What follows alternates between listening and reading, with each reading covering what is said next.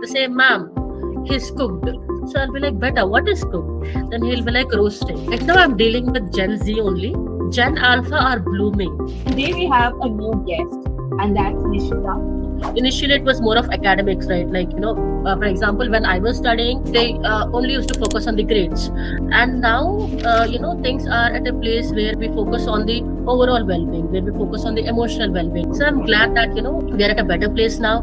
Right now in Hyderabad, there are a lot of schools which are focusing on the holistic well-being. What you're doing is really great. Be it a teen or be it a child, when they come back to home, a parent, instead of just asking them, did you finish your work or did you complete the assignment? Probably, they can ask with basic feelings check, like, how are you feeling today? Or how was your day? What's the best part of your day? What are the strategies to overcome negative self-talk and build confidence in teenagers? The major stress factor is academics for them. So I often encourage the students to practice grounding techniques, like simple practices like 5, 4, 3, 2, 1 technique, or going for a walk, or listening to music, or journaling. Children love being creative, and when I make them do such things, they will eventually they will feel calmed down. Even the teacher would come and say, how can your class be so quiet? And they're so interestingly listening to this. Whenever I give them self-reflection activities, it becomes so difficult for them to do, because the thing is that they don't think about themselves. They only think about the academic strengths, or they only think about the things that they like. So how can students deal with feelings of loneliness and isolation, especially in a school setting? It is something that is it happens a lot in a school setting. If I have to ask you a question, how can you differentiate your inner self, and how can you differentiate the person you are right now? And basically the Indian context is that you fail, that's gone. You are like, you're put down, and even your classmates see that.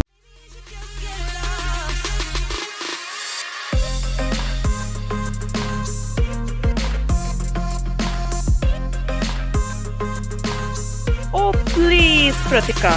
Well, you can call it OP square.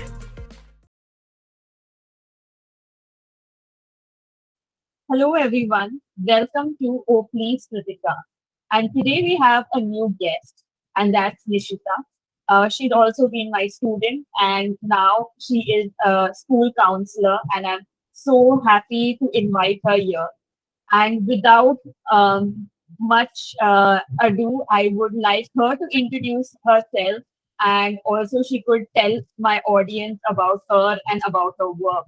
So over to you, Nishitha. The floor is all yours. Okay, so hi everyone. Hello, ma'am.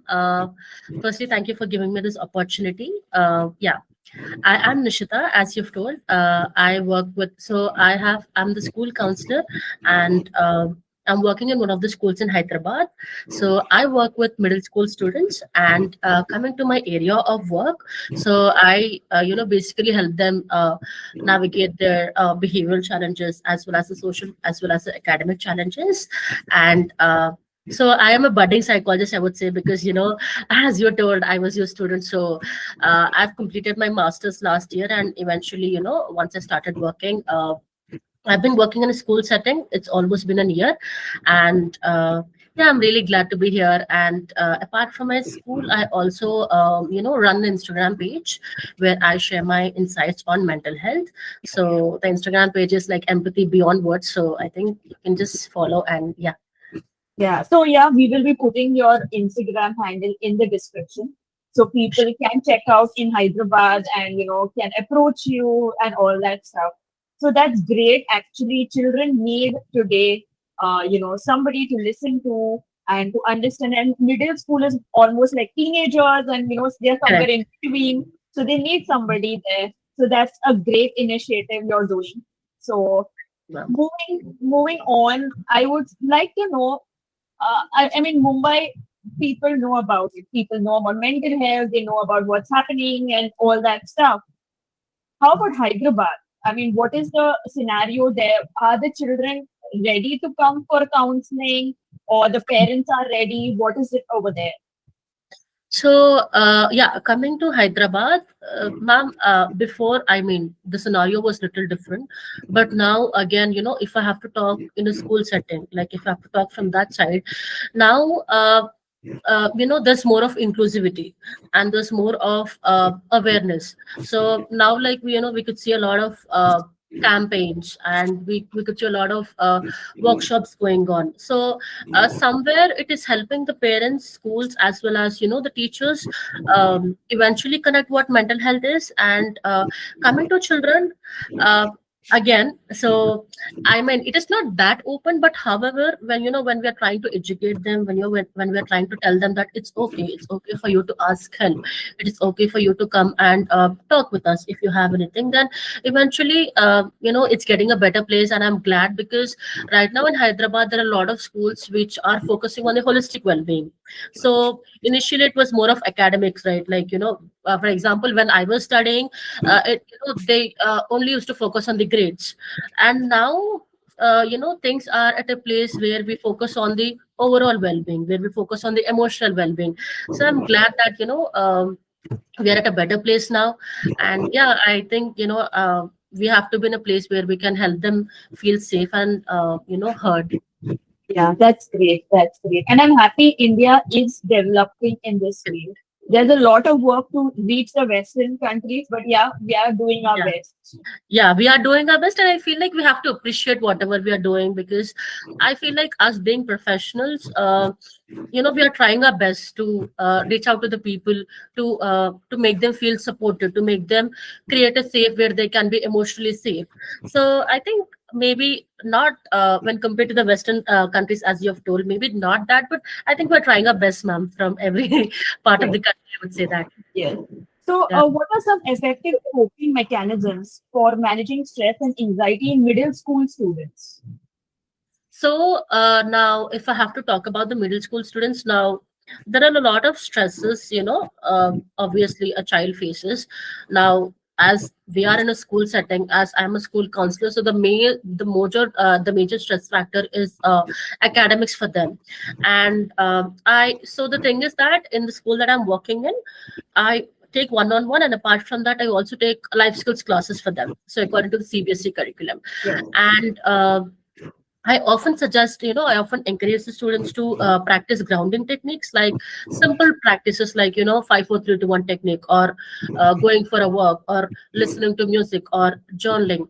And sometimes when, kids approach me, when they're feeling anxious, usually I give them mandala arts, so that they can color. And, children love being creative. And, when I make them do such things, they will, eventually they will feel calmed down. Correct. Correct. That really useful technique actually. It does help. So, how can parents and educators support teachers in developing emotional intelligence? Okay. Ma'am, I personally feel that, emotional intelligence is something. So I've done my research on emotional intelligence. Okay. Yes. So, yeah, when I was trying to understand, when I was trying to explore uh, about, be it emotional resilience or be it about emotional safety, one thing that I've understood is that, children model our behavior. So, be it a teen or be it a child, when they come back to home, probably a parent, instead of just asking them, did you finish your work, or did you complete the assignment, probably, they can ask with basic feelings check, like, how are you feeling today, or how was your day, what's the best part of your day. So when we start encouraging them, when we start expressing ourselves, and when we give them a space where they can express their emotions, I think eventually, they'll be at a better place. And practicing the small tips, consistently, I think they'll be able to become better persons in their lives. Yeah, so add to that, that just reminded me that when I was growing up, that time there was not much of psychologists at that point of time. So, Mhm. my grandmother and mother would, whenever I would come from school, they would like ask me, how was your day? What did you do? And Mm. I going for a wash also, like, I would narrate everything in an hour or 2 hours, what happened. And that was something which has remained with me as an adult also. So, I tell things. So, this way you're opening doors for children to talk about taboos or things they're afraid.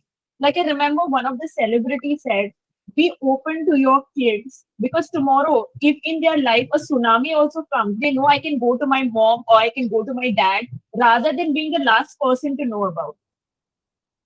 I totally agree with you, ma'am, because I feel like, yeah, as you mentioned, uh, when I have a problem, for example, if I'm dealing with something, I have to be in a place where I can go and run, I can tell it to my mom, I can tell it to my dad. Like, they have to be my emotional safe space, I would say. Yeah. Yeah, that's what. And I feel, nowadays parents, they're busy. I'm not Mm, blaming them, but I think correct. 10 minutes of their day, they can use it maybe in the mornings or towards in the evening, just to spend time with their kids or their teens. That's important. Correct. So, what role does self-care play in maintaining mental health for teens, and how can they prioritize it?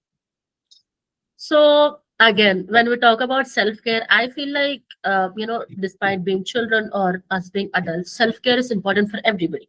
Now, in simple terms, maybe, I usually, like, what happens in those sessions is that, whenever I take group counseling sessions, I often encourage them. I tell them that, resting, usually now what happens, ma'am, kids know when they are not academically well, they start having this guilt trap. They feel like they're not doing enough, or, they're not being capable. So it's okay for them to rest. It's okay for them to pause and reflect on, whatever they're doing. And now, again, coming to self-care, I feel like, especially if we are talking in a teenage context, then probably for them, they can go for a walk, they can listen to some good music, or maybe they can read a book, and sometimes even journaling their thoughts. That will also act like a great tip, a self-care tip, where they can declutter their thoughts. And I also feel like, it is important for them to prioritize their needs. So usually what happens is, when I was young, nobody, like, how should I tell you, it's like, it's important, like, I never told no, I was always saying yes. And I think we have to create a space where we have to educate them that, it's okay to say no, it's okay to be assertive, it's okay to prioritize your needs without any guilt. I To add to this, I started my career as a school psychologist, and the last ventures during these group counseling time, they would be in their own world, and they would actually think that they are not important. So I actually told in the class itself, the last ventures are APJ Abdul Salam of our class. And immediately you could see the glow on their face, and everybody started looking at the last bench. So I said, APJ Abdul Salam always sat in the last bench, and he then became the missile man. He was so famous. And then I would do that when I would enter the class, all the last benchers would come to the front seat. And I would say, I don't want anybody at the last bench, because everybody is unique in their own way. And it mattered a lot. People started listening. Initially, there was a lot of, ignorance, or, started to do some mischief and all. But slowly, slowly, it was like everybody, even the teachers would come and say, how can your class be so quiet? And they're so interestingly listening to them, because I made everybody see. I gave them that space. And I feel that is very, very important among teens, and especially in tweens also at this point of time. Correct, ma'am. I absolutely agree, because a lot of times what happens is that, children fail to acknowledge their own strengths.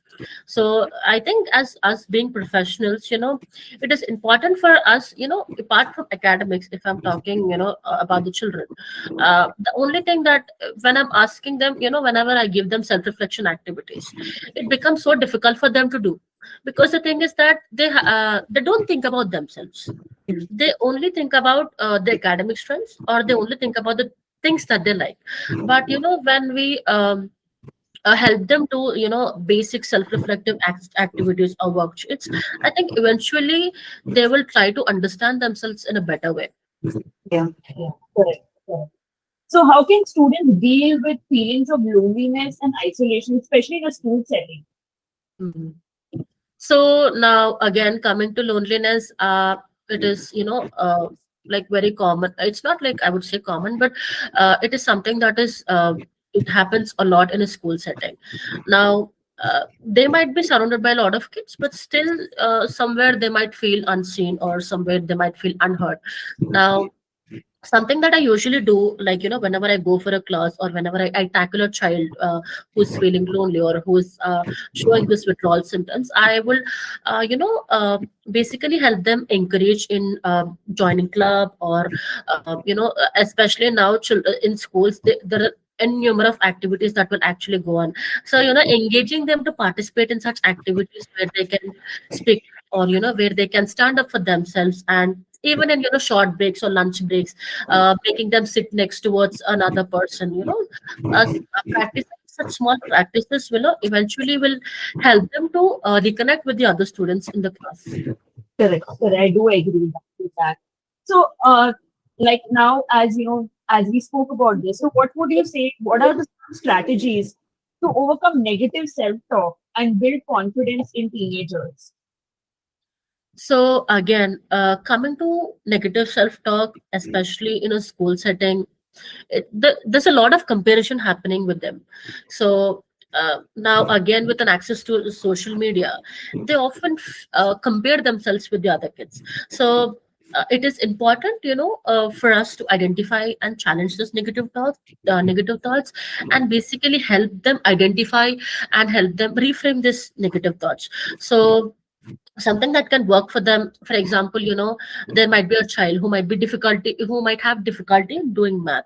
So in such a situation, we can help them reframe their thoughts, like, but it's okay, probably, I understand that, math is difficult for you, but rather try looking at it in a way where it can give you an opportunity to challenge yourself, and at the same time, uh, helping them to communicate whenever it is required, because a lot of times they don't, the trust is created when they talk to others, especially with other children around. They might not tell what they feel, and talking to a trusted adult, or all of this will basically help them. Okay. Like as you said about maths, that sent me back to school days. And recently, I mean, you heard about the cricketer Jemimah Rodrigues, where she was vulnerable. She said about the anxiousness that she had. So I Right. remember I was not good in math, and Same, ma'am. in ninth grade, in one of the unit tests, I failed. And Okay. whenever the math exam came, there was a lot of anxiety. And basically, the Indian context is that you fail, that's gone. You are like, you are put down, and even your classmates see that. But how would you, as a school counselor, develop resilience in such teenagers who feel that maths, I failed, this is a setback? How would you, tell them that you need to come out of it, you need to be resilient, you need to, have this, that strength that I can do better. So again, talking about resilience, usually what happens is that a lot of children feel like, when they fail in a subject, they feel like it's end of the world, and they don't try to see it from a side where probably they can consider it as a opportunity where they can learn again. Or now, I often tell the students that, make mistakes, learn from it.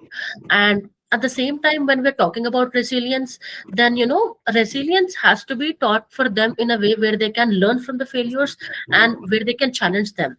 For example, as you mentioned, if a child is failing in a subject, then I would obviously tell them that, what did the situation uh, teach you, or what is something that you can do differently next time where you can excel in your academics. I think, ma'am, this can work not just only in terms of academics, but even in their personal life. If things doesn't go as we, normally think of, like, everybody has their own dreams and everything. So if it is not going in the same way that we thought, then probably life teaches us something, and we are here to learn. So I think if we can look at from that side, then it would be a better place. Correct. Correct. And going going ahead, you know, I listen to a lot of podcasts. Not only I do podcasts, but I listen to a lot of podcasts. So one of the celebrity who hosts the podcast, she mentioned to the guest, I have not gone through anxiety. What is anxiety? I don't know. But I also see her vlogs and all that stuff. So there are times where she says, I fear. there is, feeling of scared and, heart palpitation. And that nobody has told her that that is anxiety. Actually, that is anxiety. So do kids come like that they feel something, or they don't know to give a name to it, or they have these mental health challenges and they don't know about it, but when they come to you, do you tell them what is it, or they express, or do they know about their mental health challenges? So yeah, usually what happens is that now, because kids are, they're really smart. I'm telling them, they're really really smart. So with an access to social media and everything, uh, they are aware of the terms, but they don't know what exactly it is. For example, if I tell them that something called as healthy stress, if I talk about your stress, they wonder, okay, there's something like this too. So the thing is that they know the terms, but they don't know what actually anxiety or is, or they don't know, or they're not aware of the coping mechanisms. So usually what I do is that I give them worksheets. For example, when if I'm taking a topic like anxiety, what are you feeling physically, emotionally, and behaviorally? So that that will help them to differentiate. Okay, ma'am, this is what I feel physically. Like, whenever I have an exam, I feel like bloating. My arms feel very sweaty, and my heart starts racing. So all of this are the signs of an anxious child. So, and then I give them grounding techniques. I teach them breathing exercises, so that eventually they'll become aware and they can use it whenever they feel anxious. That is really important. Exam stress or exam anxiety, I can relate to it, because when I would write my paper, my palms would sweat, my answer paper would have sweat, because that thought is there: Will I do well? What will happen? Because of the failure in math, it went into the generalized anxiety about other things also. So that kind of remained. And you won't believe that during exams, like, first unit test, most of the time when I was younger, I would have fever and not give my first unit test exam. And then I would then give my first semester exam and I would do well. So that was the stress level, even though my parents never forced it, like, you have to get good marks. But then there was peer pressure. That's also there. So yeah, I mean, what you're doing is really great, because as I said, our time we never had that. We knew about psychiatrists, but there was no psychologist or counselor or in the school at that point of time. So things are changing, and that's good for the kids, I would say. Correct, ma'am. So, yeah, again, coming back, when I was also a kid, I didn't have anybody to approach to, and I didn't know what I was facing also. But now, with a lot of access to, digital world, and now everybody is focusing on the well-being, especially emotional as well as the mental well-being. So again, schools are also improving, and they're trying to focus on the inclusivity, and yeah, it's becoming a better place. Yeah, that's a good thing, and that's a plus point, because a healthy childhood or the healthy teenagehood will be a better adult. That's what I feel. Correct, ma'am. Absolutely right. So as you're working in the school, so how can teachers or educators identify early signs of mental health issues in students? Like, should the counselors or psychologists have workshops for teachers, or there should be some training program so that they are able to find out those things? How would they do? Or maybe a sheet should be given. What would you tell? Because this would help the budding school psychologists or school counselors to understand it better and help them to do it in their schools. Yeah. So, coming to the question now, usually what we do is, at the end of the every academic year, we conduct trainings on mental health. We try to conduct workshops on early identification of be it special education or be it behavioral issues. And when we start conducting workshops to teachers, as well as when we take teacher workshops or parent workshops, that will help them to create a sense of awareness. Okay, now for example, if a child is facing this, then probably the next step that I can do is to refer to a counselor, or to talk to an upper head, or to talk to a professional outside where they need help. So now what we do in our school is that whenever a child is so usually I give them a behavioral checklist which has everything written, like everything. Now behavioral symptoms, for example, if they are facing any kind of irritability, withdrawal, or physical pains. Sometimes a lot of kids also undergo headaches, so that can also be a sign. So when we try to understand their like usually I give them a behavioral checklist that will to a teacher, usually to a class teacher, where she fills the forms that will help me to analyze, and later I will go for the observation, and Mhm. then I will try to understand the child's behavior. And afterwards, depending upon the severity and depending upon the case and depending upon the issue that the child has, I will take over. The teacher has to refer it to the counselor gently again, without any kind of label that a child is undergoing this issue. I think this has to be done very smoothly and very gently, I would say. Yeah, that's really important. Yeah. Also, I would say as a school counselor, school psychologist, even teachers need the help of, they are also going through a lot of stress and anxiety. And having a school counselor or psychologist doesn't mean it's only for the kids and parents. It's also for the staff members, for the faculty, for them also. So I feel teachers also are freely, they can come and express to someone who doesn't judge them, who accepts them the way they are. Yeah, because usually what happens is teachers, they undergo a lot of burnout Mm. because they are responsible of taking care of every child in the class. They actually undergo a lot of burnout, so especially the emotional burnout. And again, they have to differentiate their personal as well as the professional life. So sometimes it gets tough for them, but as being professionals, we're not only there for the child's well-being, but sometimes talking to a teacher when she needs us, I think that will also help, or it will help to create a better space. Yeah. So, I mean, as now the awareness has increased in schools, and I'm sure there's NEP which has come up with, having a school counselor or psychologist being compulsory. So, what can school do to promote mental health awareness more better in schools? So again, now if we talk about October 10th, we have celebrated World's Mental Health Day in a larger scale, and again now we have the access to social media where we can promote mental health awareness. And if I'm talking it in a school setting, I feel like conducting simple workshops like helping them teach on emotional resilience, or helping them understand what emotional safety is, all of these topics. And apart from that also conducting campaigns, or helping the children to be a part of that campaigns, helping them to make posters like it's okay not to be okay, it's okay to pause and reflect. So all such activities. And apart from that also, usually in our school we have a wellness department. So every Wednesday we have an assembly on wellness. So we take out the children, uh, we make them engage in activities that will promote mental health. So eventually when kids are also engaging in activities, then eventually I think it will become a place where they will get to know about things, and we can. Okay.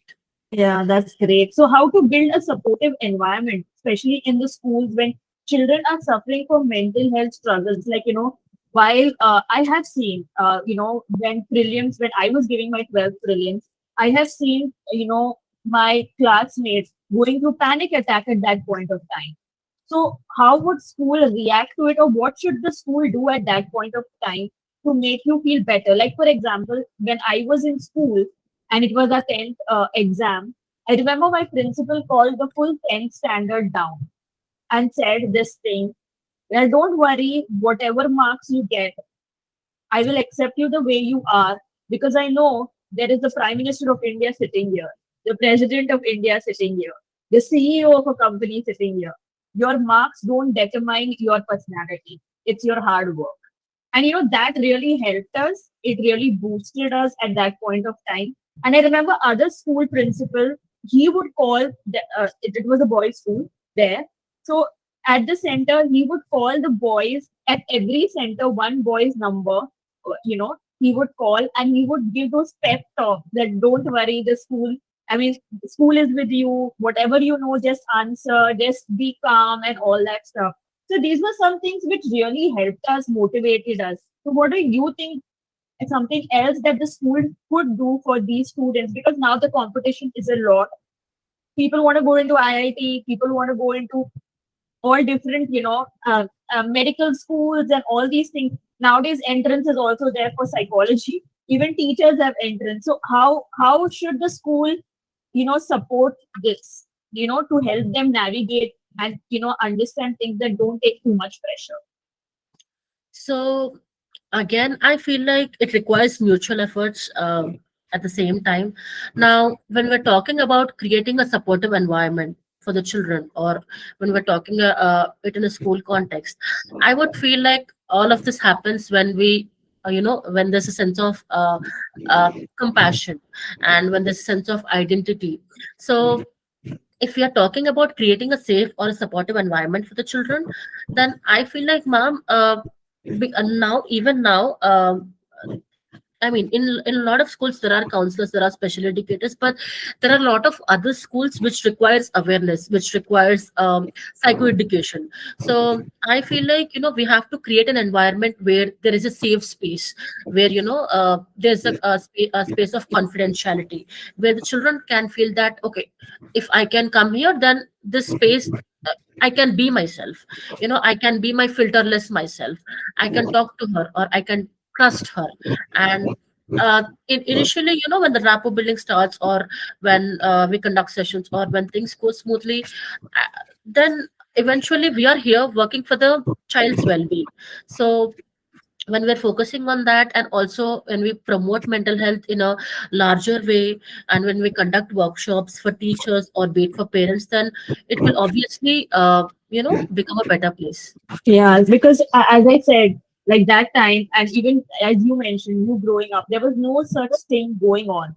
And that time, 10th standard means people would get really scared. So at the center, I come from a girls' school. Okay, so at the center, there was mixed. There were boys' school and girls' school. So, uh, the principal of the boys' school would say, call the other girls also and let them hear it. And that those pep talks at that point of time, nobody said it's pep talk. Now it's become pep talk, and like motivation speaking. It it played a key role. And I remember it was the geometry exam that was the last paper of us, and it went really horrible. Like in Hindi, everybody said bakwas paper tha. It was like that. And that principal, the boys' school principal, called and said, how was the paper? And the boys said, the girls also are very disappointed. The paper didn't go that well. So he said, call all those girls. And we all went, and we spoke to him, and he said, don't worry, you all wrote the paper right. It was not empty. So you will get good marks, you will pass. And that was that reassurance, okay, we'll pass. So that stress went off at that point of time. So somewhere, as you mentioned, parents, principals, anybody could be a great support system at that point of time. Right. So how is it, between now there's Gen Alpha and Gen Z. So they may be coming to you. So who are the ones who are more interested and born to know more or curious compared to both the generations? So right now I'm dealing with Gen Z only. Okay. Gen Alpha are blooming. So Okay. the thing is that sometimes the way they talk, it is actually difficult for me to understand. They say, "Ma'am, he's cooked." So I'll be like, "Better, what is cooked?" Then he'll be like, "Roasting." So some somewhere I tend to understand their language, because when I have to talk to a child, I can't be the strict teacher. Usually, what Correct. happens is that when they see me as a teacher, then it becomes difficult for me to come and approach me. So I Yeah. tell them, in a class, I'm a teacher, but in a space where I am talking to you, I will be a counselor, I will be a person where you can trust me. So yeah, this thing is going on. But however, kids nowadays, as I'm you know closely working with middle school students, I can tell that they're really hyperactive, they're really creative. I mean, not just academically. When I give them some work, they make sure that they do it. Although, naughty bacha here and there, like, they go here and there, they're very hyperactive. If I make them sit in the last bench also, they'll come and sit in the first bench. But however, when I make them do things, they will do it. And I also feel, ma'am, it is also important for us to the way we approach also matters. For example, if I'm going to a class, I'm just randomly shouting, then they will not be in a place to listen. In fact, I will become even more cranky. But Correct. rather, when I make them understand what things are, then and nowadays kids are so aware that, for example, even when we are sick or when we come back to school, they check on us. They check on us, ma'am, how are you feeling today? Or, are you fine, ma'am, can you please sit? So I think the shift somewhere is happening. Children are also understanding, and they're also putting efforts, towards the whole well-being aspect. And yeah, I think it's going great. That's really nice. So we are coming to the fun part of it. That's the fun rapid fire. So I'll be asking you some questions, and this way the audience will know your preferences and what you like. It's a short segment.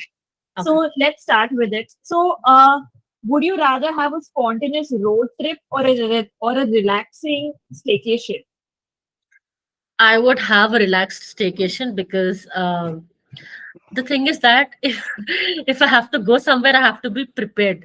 So if I'm not preparing with my things, and if I'm even going on a spontaneous road trip, that will not help me. So I think a relaxed trip, as you have told, that will work better for me. Okay. So, if you could switch lives with someone for a day, who would it be and why? If Oh, interesting question. If I have to switch my life For a day, yeah. for a day, okay. I don't think I would switch my life with another person, actually. That's great. Yeah, because I'm comfortable with my own self.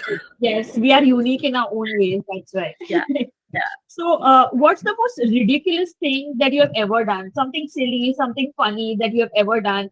And at that point, you never realized. But now, when you look back, you're like, oh my God, that was funny. That was.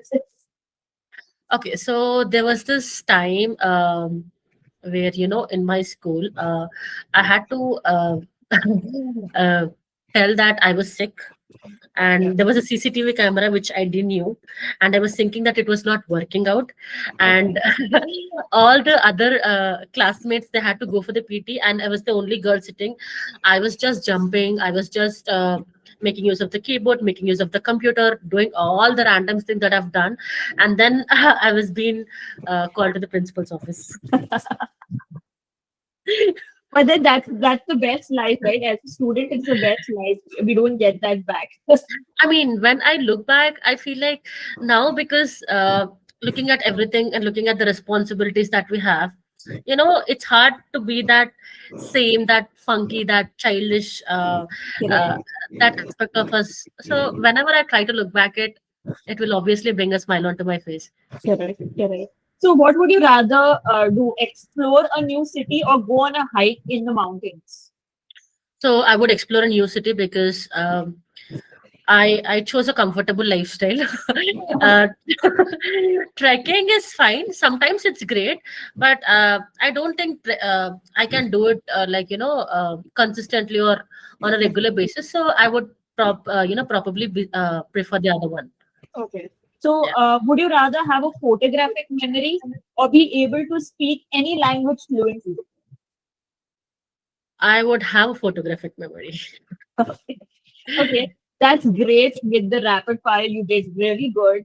So, before we wrap up, do you have any question for me? So, honestly speaking, I always looked up for you, mom. Not to butter you or anything as such, because kids butter me, but I'm not Yeah. buttering you. So, if I have to ask you a question, how can you differentiate your inner self, and how can you differentiate the person you are right now? The inner self, like, I am, if you see my close, very close circle, it would be hardly 3 or 5 people I know. Uh, they will tell you that I am not an introvert. I talk a lot. I'm very humorous. Uh, you know, I whatever is there in my mind, I speak out. I am a person who will be dancing around in the house enjoying myself. I'm kind of that with my inner circle. But when it comes to the outer world, when it's even in social settings, even with extended family or, people who are not my so close friend, they will say she's very reserved. She is an introvert. She doesn't talk much. She, all a good girl, which I am in the inner circle also. But yeah, very good and all that stuff. But yeah, during school days, I would say people who wouldn't talk to me, would maintain a distance. They would say she's a snob. Pritika is a snob. She is rude because they would, because that was the persona I put, you know. But when they would come and talk to me, and then they would be my friends, like, oh, we had such a bad, perception about you, and you won't believe the best friends that are there now with me. They also had that thing before I spoke to them that she's a snob, like very rude because I had that persona. But then afterwards, I'm like a different person now when I am friends with them. And they're like, we had such a bad misconception about you. So, we should not judge a book by its Correct. cover. Exactly. I was about to say the same thing because usually I think that's how best friends are made, I feel. Yeah. Because, even if I have to talk about myself, even my best friends had a completely different assumptions on me. Like, I don't think she's the girl that we can interact to, or I don't think that she's the girl where we can hang out with. And when we start knowing about each other, when we start sharing our thoughts, so I feel like a true friend is somebody. Who will be there with us, especially when we are low. So happiness, success, yeah, everybody will be there with us, but when you're actually low, and when you can be yourself, and when you can share your thoughts, when you can share your feelings without a label of judgment, and then I think we can be blessed to have such friends in our life. Correct, correct. Yeah, so that was a great question that you asked me. Thank you for asking. And it was great talking to you, Nishita, getting so much of insight. And I'm sure the budding school psychologist would get a lot of information with this podcast. Also, if you all want to get in touch with Nishita to get more knowledge about school psychology or, her post graduation, graduation time, we will be putting her Insta handle in the description, and you all can reach out to her, or you all can ask in the comments any question and we would forward it to Nishita and she would answer it. So it was great having you, Nishita. Thanks for coming, and it was really a pleasure to see you as a guest in my podcast. Yeah, thank you so much, ma'am. Thank you so much, for creating a space where we can speak up. And thank you for giving me this opportunity. So, before I was a student, and now talking to you in this way, it feels different. It kind of makes me feel rewarded. Uh, so, thank you. And yeah, have a good day. Yeah. So, everybody, stay tuned for the next episode with a new guest from a different walk of life. And don't forget to like, share, and subscribe. So, have a great time, guys. See you soon.